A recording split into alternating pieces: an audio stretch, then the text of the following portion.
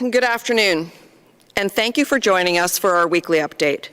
I'm pleased as always to be joined by Dr. Lawrence Lowe, our Chief Medical Officer of Health, Deryn Rizzi, our Fire Chief and Director of Emergency Management, and Sam Rogers, our Director of Enforcement. I hope everyone had a lovely long weekend. We had time to get outside and enjoy the great weather that we did have. I was so thankful and relieved that last week, the province decided to lift restrictions on outdoor recreation, meaning that residents and families could finally play basketball, soccer, golf, tennis, baseball, pickleball, and cricket. And that they could finally make use of our BMX and skateboard parks, as well as our marinas. I want to thank the province for also adding spray pads and splash pads to the list of outdoor amenities that could open, as they weren't originally included. I heard from so many parents who told me that this was so important for them, especially with the warmer weather.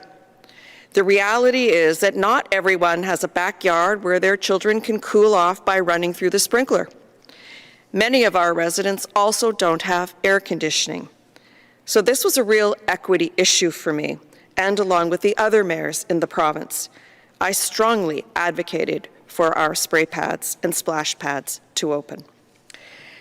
I had the chance to test one of the water pumps at the spray pad at Jack Darling Park last Friday with the crew and with our great team at Parks and Recreation. And as soon as we turned on the taps, the kids flocked to the spray pad. It was really incredible to see what a magnet it was. I even ran through the water a few times myself.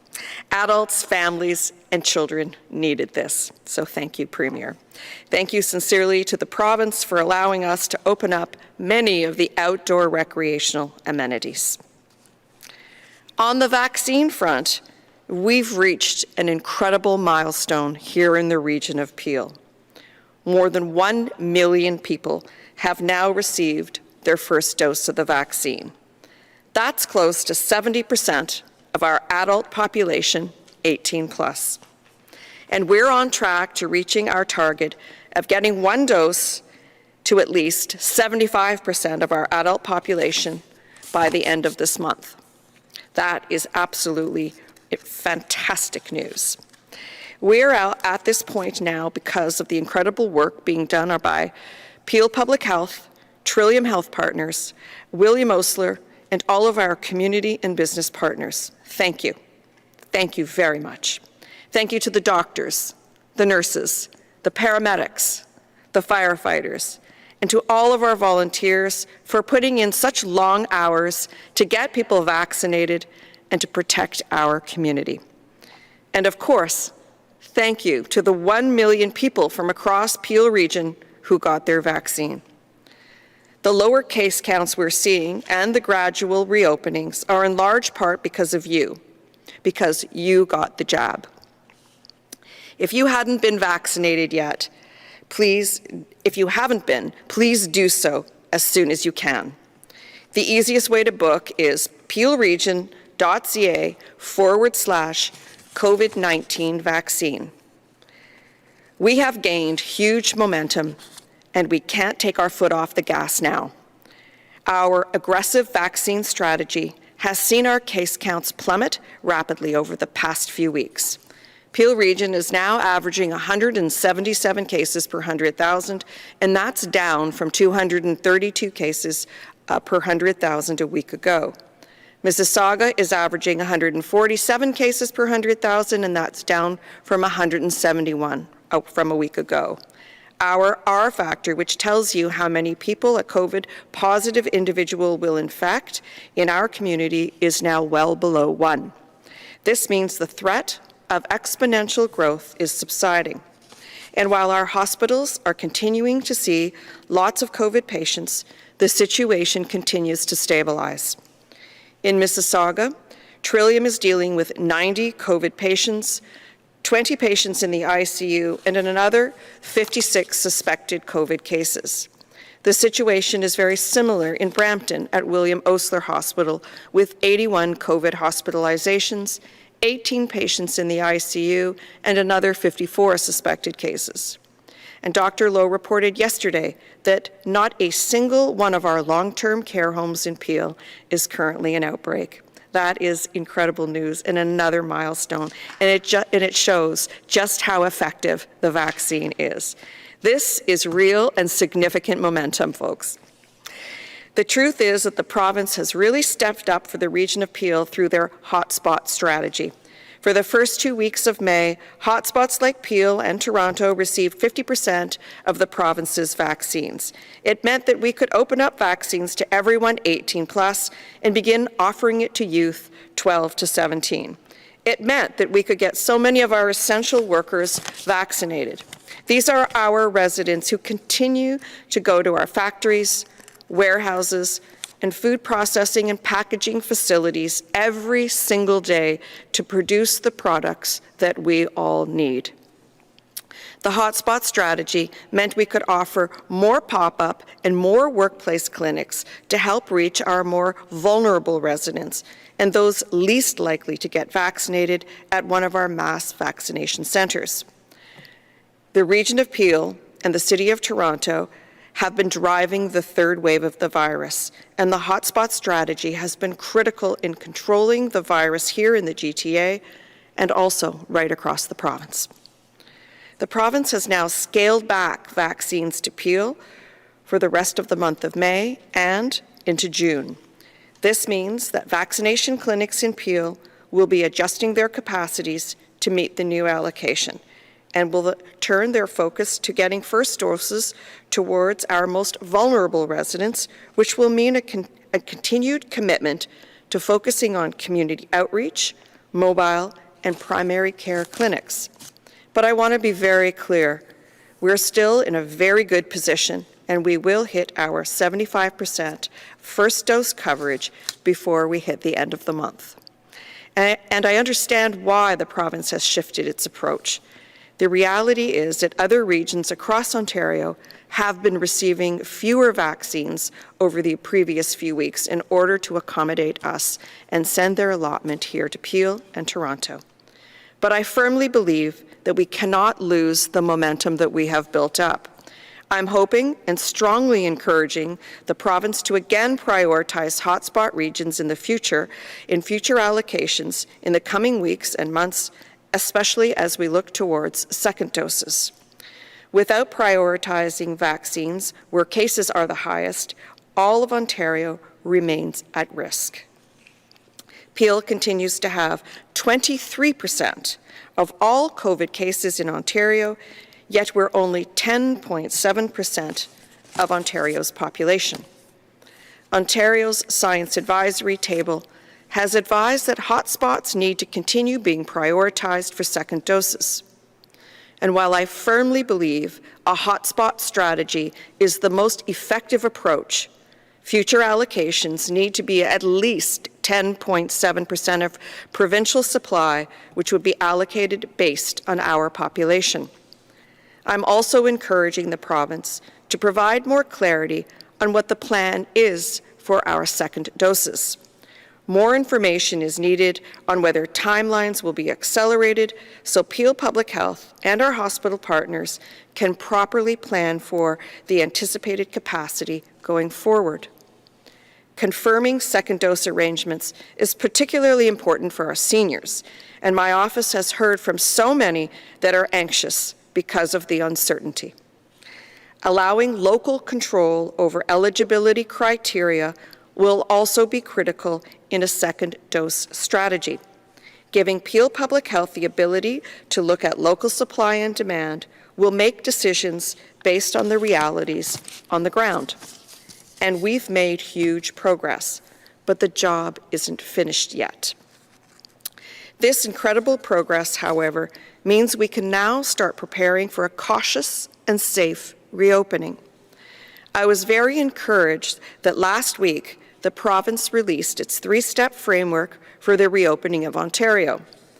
Under the three-step plan, the Ontario government will begin to loosen more restrictions across the province on June 14th, when 60% of all adults in Ontario have received at least one dose of the vaccine. The province says it will need to see positive trends in the other health indicators, including the capacity in our hospitals and a continuing decline in our case numbers as well. For residents and businesses, this means that larger outdoor gatherings of 10 people or more will be 10 people will be permitted on June 14th. Outdoor dining of up to 4 people per table. Non-essential retail will open at 15%, and day camps, campsites, and outdoor pools will all be permitted to open. After moving into Step 1, at least 21 days are needed before passing into Step 2. So this means that we are anticipating moving into Step 2 sometime early to mid-July. To move into Step 2, 70% of Ontarians will have to have received their first dose, and 20% will have to be fully vaccinated, meaning they will have had their second dose as well. And we will need to see continuing improvement in all the health indicators.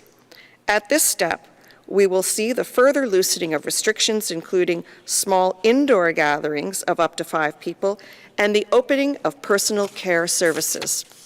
The same process will apply for entering Step 3. It will be at least 21 days after entering Step 2, and 70 to 80% of Ontarians must have received at least 1 dose of the vaccine, and 25% will need to be fully vaccinated, and health indicators will need to continue to improve.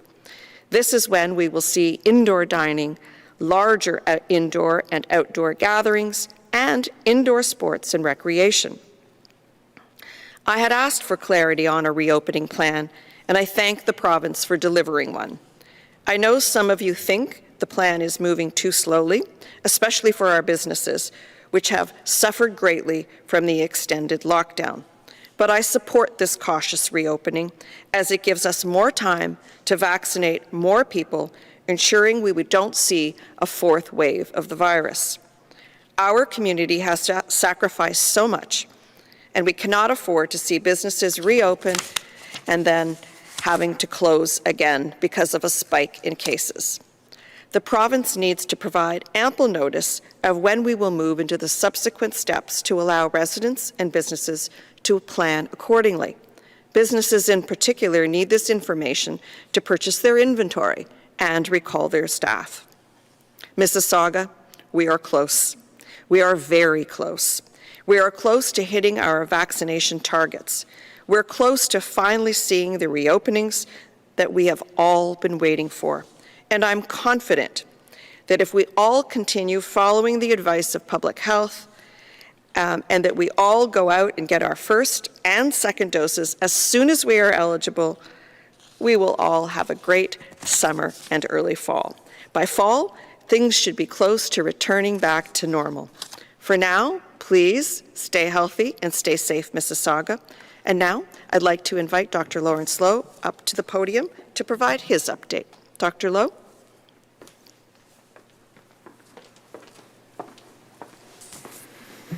Thank you, Madam Mayor, and good afternoon.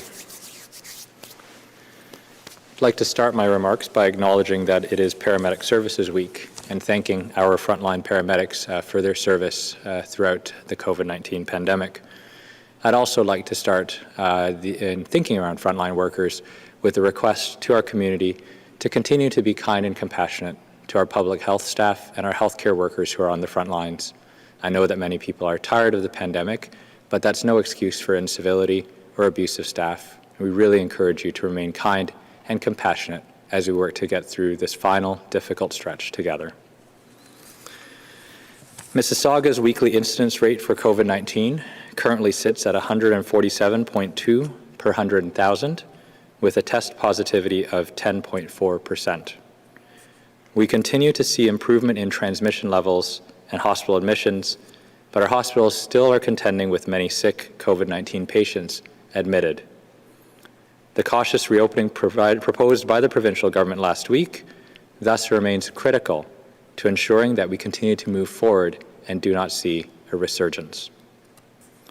The initial changes to the measures strike a balance between making the most of outdoor spaces and limiting our interactions, while allowing the protection provided by vaccines to start to take hold. And on that note, I want to thank everyone in our community who has gotten their first dose of vaccine. We are now at over 1 million doses administered in the region of Peel and are rapidly approaching 70% first dose coverage of our 18+ population. I also thank everyone who is still planning to get vaccinated and ask for your patience as you try to book your appointments.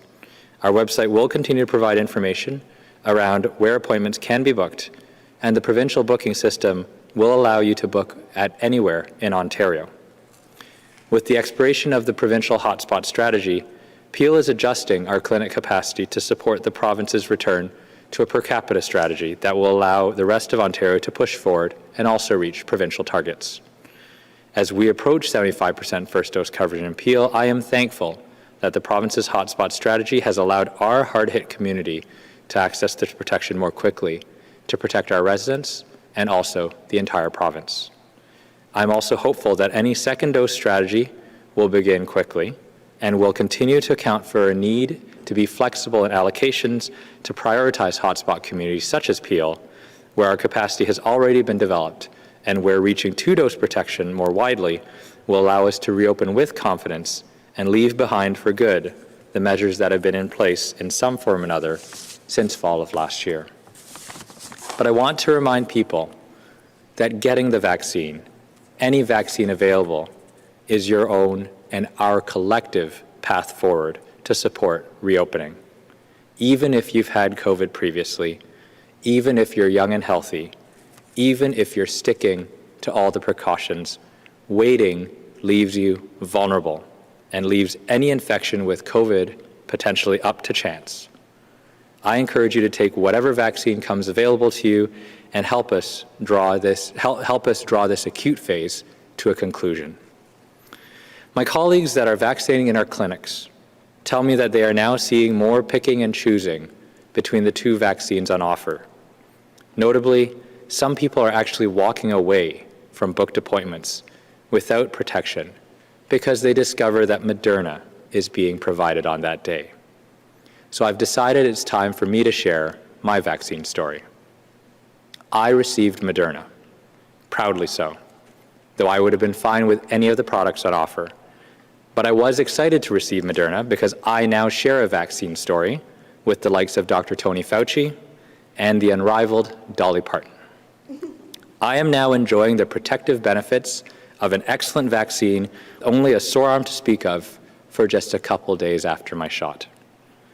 And I want to be clear that while I was secretly hoping I would get Moderna so I could get the Fauci ouchie, I would have equally been pleased with any vaccine that was offered to me at the time that I got vaccinated, because every moment that I remained unvaccinated would mean another moment delayed towards my own and our community's journey to protection. And that delay is a delay not only for yourself, but for your family and loved ones and for our entire community. Declining a vaccine offered continues to leave you not only vulnerable, it leaves us all behind. So I ask you to visit peelregion.ca/COVID-19 vaccine to book an appointment today. And whether it's Pfizer on offer or, as I received, Moderna, please take whatever vaccine is available for your first dose without delay. And finally, for those who have received your first dose, please also monitor peelregion.ca/COVID-19 vaccine for information on second doses when it comes available. For those of you with that first shot, remember that the vaccine products currently in use in Canada are a 2-shot deal. Thank you, and I'll pass it back to Mayor Crombie. Thank you, Dr. Lowe, and thank you for sharing your vaccination story with us. That was very amusing, actually, and we should all share our stories. Thank you. We are now ready to take your questions. I have with me Sam Rogers, our Director of Bylaw Enforcement, and Chief Deryn Rizzi, as well as Dr. Lowe and myself. Your first question comes from Steve Cornwell at the Mississauga News. Go ahead, Steve. Welcome, Steve. Hi, Mayor Crombie. How are you? I'm very well. How about you? I'm good, thanks. A Mississauga spokesperson recently shared with me that Huff Boxing Gym, which of course made headlines for seemingly ignoring shutdown orders on fitness facilities, was now considered compliant with provincial regulations and around allowing access for people with disabilities to use the gym. And the gym is now telling its members it's legally opened. And a few weeks ago, you suggested the gym was kind of flaunting the rules and found a loophole. So can you take us through kind of what's changed with the gym, and is it fair to other gyms that Huff is now open while seemingly disregarding public health rules for so long? Yep. So I'm going to ask, of course, Sam Rogers to come up and respond to you. But from my understanding, they're now following the rules and allowing only people with disabilities who are their members to enter. And for more information, I'm going to ask Sam to come and elaborate. Thank you for the question.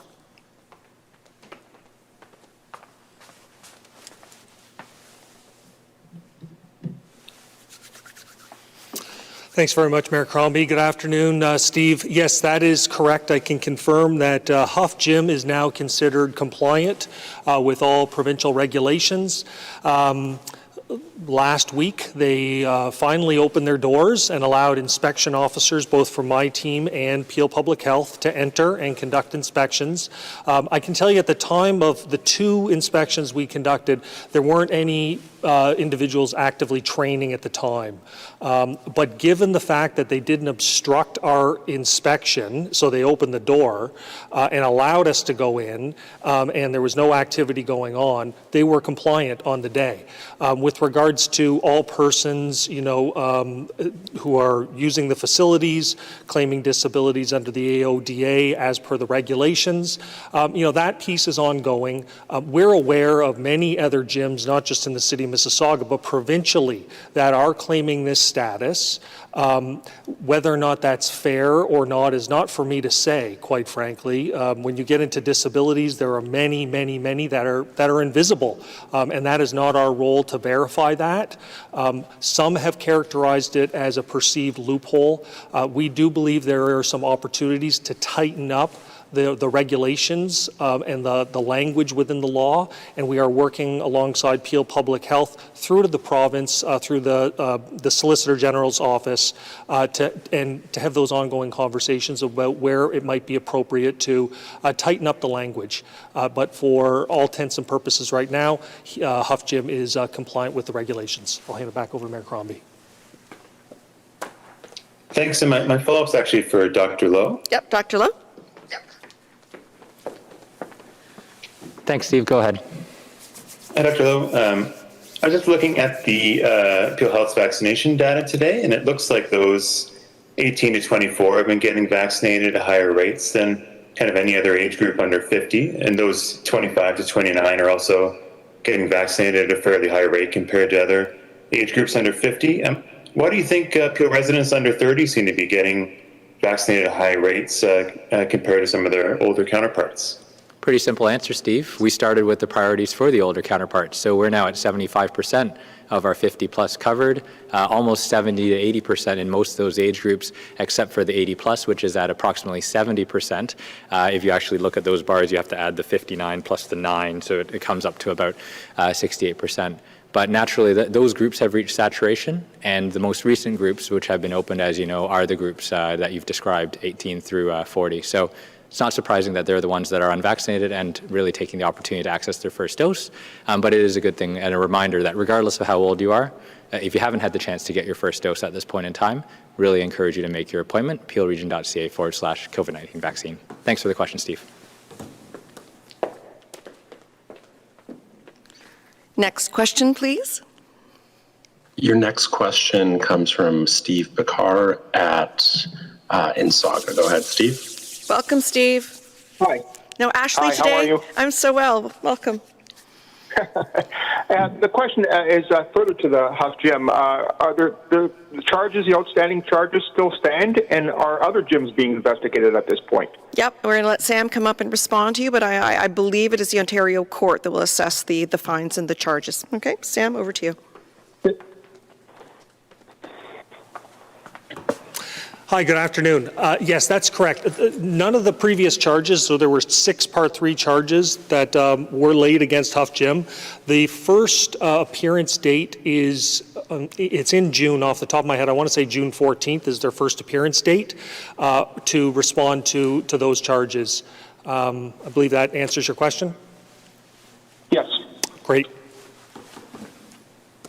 Follow-up? This is for Dr. Lowe. Okay, we'll bring up Dr. Lowe for you. Dr. Lowe. And the question is concerning schools. Dr. Lowe, you closed the Peel schools before the province did, and now the province is considering opening them again. Are you going to follow a separate path with Peel or follow what the province is doing? So Steve, thanks so much. I was pleased to join a letter with the other medical officers of health across the province of Ontario, suggesting that prior to entering the three-step process to reopen Ontario, that there should be serious consideration given to returning to in-person learning. Thanks for the question. Next question. Your next question comes from Isaac Callan at the Pointer. Oh, welcome back, Hi, Isaac. Crombie. Hi, welcome back. Thank you. I want to ask you, on Friday, the Peel Police Services Board is going to hear the details of a partnership between the Peel Regional Police and the Ontario Human Rights Commission. And that's something that, it's been hailed as a bit of a landmark agreement, but there's also scepticism in some communities. Groups like Advocacy Peel are naturally sceptical of what will come next. So as a Police Service Board member, what are you going to be doing around that table to make sure that this is a meaningful moment and not a performative thing when we look back? Well, absolutely, and I am very excited about this landmark agreement, and I'm very saddened to hear that Advocacy Peel is skeptical. Of course, they're just one group. There are many other stakeholder and community groups that are singing the Chief's praises for entering into this historic agreement. So, of course, I'm always there prepared, asking the right and the tough questions, which I will do so again on Friday.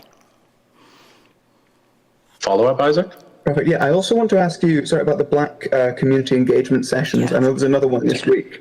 That's right. I was able to attend the first one, and I've looked at the speaker list for this one. There's 11 speakers. At the first one, you, Nando, Yanika, and a few others spent quite a lot of time explaining the workings of local government, and the structure seems to be quite speaker-heavy, with time for discussion at the end, but an emphasis on perhaps more talking than listening. So can you just clarify for me what you're expecting and what you're hoping to come out of this particular format in these sessions? Well, let me first say how pleased I am to join my Black Advisory Caucus in these consultation sessions, which they created in consultation with Claudia McCoy, who is our facilitator. The first one was on political empowerment in the Black community. And yes, we had someone explain which each level of government with responsibilities were at each level, including Greg Fergus, the federal member, Michael Cotto, the provincial member, myself. I talked about municipal role, and Nando Unica talked about the role of the region of Peel. And then, of course, we have breakout sessions and then come together for a discussion. So I think they're very well laid out. Last week, we talked about resources at the city, and we did cover some of the findings of the survey that was done, the diversity and equity survey that was done at the city. And we talked about the different services, whether it's culture, library, et cetera, and there was great interests in how to access grants, et cetera. Again, we had very, very informative breakout sessions and then great discussion at the end. Tomorrow evening, we are having our third session on policing and police reform and SIU reform, et cetera, and I'm very proud that Justice Michael Tulloch is speaking, along with Deputy Chief Mark Andrews, and Police Board Chair Ahmed Attia. I think it will be another great session. It's highly subscribed. So, Isaac, I hope you will join us. Your final question comes from Khaled at My Second Home TV. Go ahead, Khaled. Welcome, Khaled. Khaled? How are you? I'm so very well. How about you? I'm very well, and I enjoyed the long weekend, and I am a Fauci club right now, like Dr. Lowe. You got the Fauci ouchie, yes? The Fauci ouchie, I like that. And by the way, I have to commend all the staff. The facility is great, and very nice people, very organized. I'm very proud that it's very well run and efficient. Thank you. Yes, thank you. So my question, this week Ontario reported its first death cases due to blood clots related to AstraZeneca. Yeah, the VITT. Would this trigger any compensation to the deceased family, the family of the deceased? I'm going to ask Dr. Lowe to speak to that. And we did have one case here in Ontario, our first case, a male in his 40s that had experienced some complications, the VITT, with his vaccine. And I'll ask Dr. Lowe to speak to it. Thank you. Thank you for the question. Thank you. Thank you. Thank you, Madam Mayor, and thank you, Khaled, for the question. It's vital to reiterate that the benefits of the vaccines that are currently in use, including the AstraZeneca vaccine, still outweigh significantly outweigh the risks associated with them, particularly the risks of rare side effects such as the VITT that you describe. However, you are correct. I believe at the federal level they have established a national vaccine compensation system with the recognition that when you do roll out a vaccine across an entire population, the possibility of those rare side effects becomes that much more increased just by virtue of the sheer numbers that are involved. So I think that's where certainly I would encourage people to look for further information. And then it is really vital, though, to reiterate that at a population level, it is far better to have the broader vaccination intervention deployed rather than to see widespread propagated transmission of COVID-19. Thanks for the question. Thank you so much. And follow up? Yes, Madam Mayor, we heard about the news. The person, I believe from New York, his name is Chris Kye, the anti-vaxxer, who threatened to kill Premier Ford and all the Canadian premiers. And I believe he has got this so far because of the lacks of enforcement. And I believe he felt that a hero. And he has no limits. We are seeing lots of infractions right now, and this has been a warning, actually a warning sign. That's why we asked, and we kept, and we will be asking for more enforcement, and we should be harsh. Because even with the half gym, I'm confused. How can you look at this point right now, especially people do not feel safe like before with these maniacs on the streets?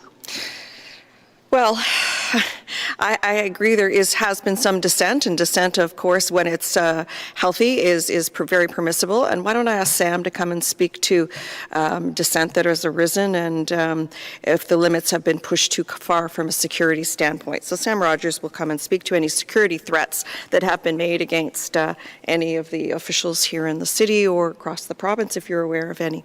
Thank you for the question.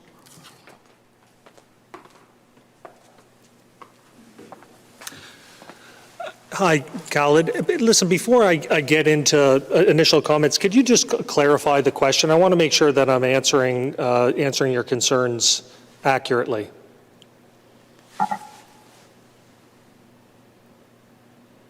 Go ahead, Khaled. Oh, sorry. It's okay. Can you hear me now? I can hear you, yeah. Very well. So we have two pieces of the question, two parts right now.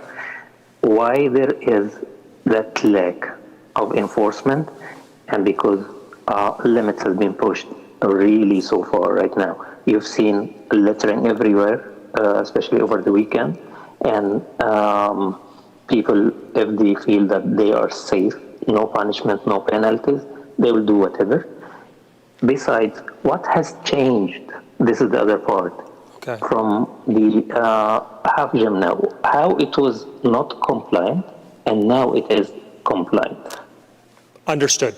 Okay, so with respect to the first part, a perceived lack of enforcement, I would certainly suggest otherwise. We respond to all public complaints. We report on that weekly.